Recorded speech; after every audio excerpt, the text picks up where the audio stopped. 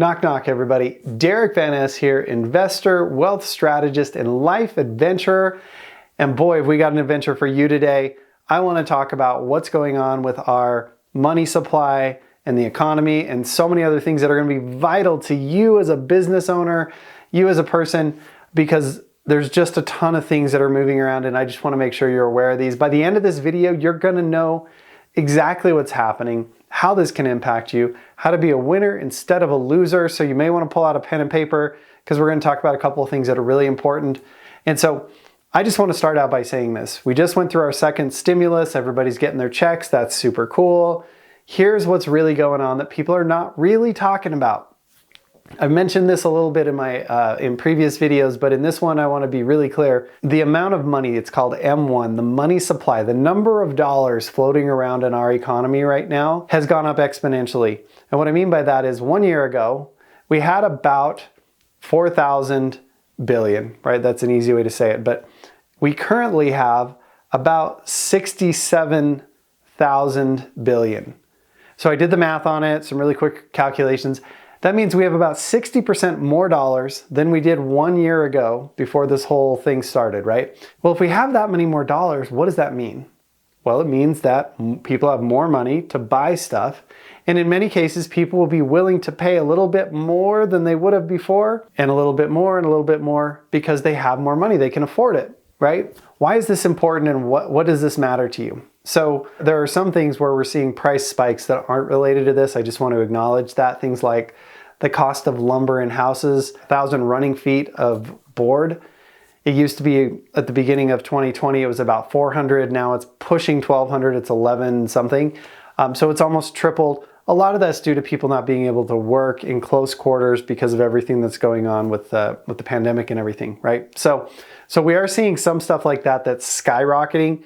That's not your typical inflation. That's just the ability to produce goods and services as fast as people need them. And we have a building boom still going on right now due to low interest rates and a lot of other things. And part of that is this money supply. Because people have more money, more people are buying houses and equipment and cars. And that's what this is for. When people buy all that stuff, it stimulates the economy. That's what the government wants. They want more jobs. They want more money flowing. That's good for everybody. Totally love it. Here's the problem. We're going to the extreme, right? And when we do this, it's very likely that we're going to see some major upping in prices. That's known as inflation, right? When prices move upward, they inflate. There's two different kinds of inflation. There's demand, meaning that people just want stuff more, like what's going on with the boards. There's more people who want boards, and there's only so many boards, so the price goes up. And then there is what we're experiencing with the money supply, which means everybody just has more money, so they're willing to pay more for those boards because dollars are less hard to get. And what that means is really that dollars are worth less because there's more of them, right? And if there's more of them, that means that you can take those dollars and you can go out and buy things that you couldn't have been able to buy before. You can pay a higher price for things than you would have before. And over time, that creates a general upward movement in prices. So if we know that this inflationary stuff or the value of dollars coming down is coming, right? It's pretty inevitable. If there's 60% more of it, it's pretty certain that they're going to be worth less. So how do we balance that out? How do you as a business owner, how do you as an individual take advantage of this and put yourself in a good position, right? Because there's going to be a group that wins. There's going to be a group that loses. I want you over here in this group, the winning group, right? Who are going to be the winners in this change in our currency and how much money's out there? The first group that's going to benefit are people who have debts, right? If you owe for student loans or for mortgages or for, big equipment payments or real estate payments, then those debts, the dollar amount's going to stay the same. You're still paying your $2,000 a month, but $2,000 a month is going to be easier to come by because it's worth less, right? Each dollar is worth a little bit less. And so $2,000 a month now versus $2,000 a month a couple of years from now might be completely different. So people who have debts, their debts are going to feel cheaper and get cheaper. The other group is the people who own assets, things that will adjust for inflation. A really simple example is housing prices.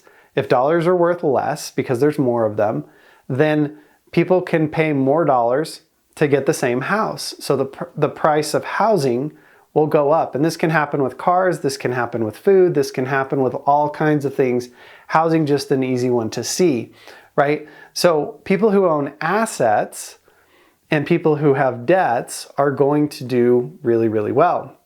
Now, the people who are going to lose, this group over here that I don't want you to be in, they're going to be people who have money in assets that don't adjust for inflation, right? They're sitting on cash in the bank or some other kind of good that isn't going to adjust for inflation. Those are going to be the people that lose, or people who don't have any assets or any cash, right? Because they're not going to be able to ride that wave of the inflation, of the appreciation or the devaluation of the dollars. When we look at this and we ask ourselves, what can I do as an individual? The first thing you can do, and this is not investment advice, and before I tell you this very elegant, very simple secret, if this is something that's valuable to you, be sure to smash that like button. It really helps us out with the YouTube algorithm. And subscribe down below if you haven't already. Also, if you have questions about this stuff, drop them in the comments. I'll be happy to answer them. And if you subscribe, let me know you're a new subscriber. I'll welcome you to the channel. Would love to have you here. How do we do this as an individual or a business and take advantage of this? Well, if you have the ability to do this, and like I said, this isn't an investment advice. This is just conceptual stuff. Talk to a professional advisor if you do any of this, or the right professionals, is borrow money and put it into things that go up in value. So let's say you buy a rental property. If you borrow the money and those debts are going to get cheaper, that means it's going to get cheaper to buy that house over time. And then if you put money into that rental property over time, that's going to go up in value because people can buy, it takes more dollars to buy the same house. You're going to get a double whammy. You're going to get cheaper debt and you're going to get increases in your value. Now, there's right and wrong ways to do this. Don't just go borrow a bunch of money, stick it in the stock market, because I think the stock market's very volatile and who knows what's going to happen with that. But it's something to think about. Is there a way to borrow and put money into things in my business that will go up and inflate for those the inflation and the dollars going down in value?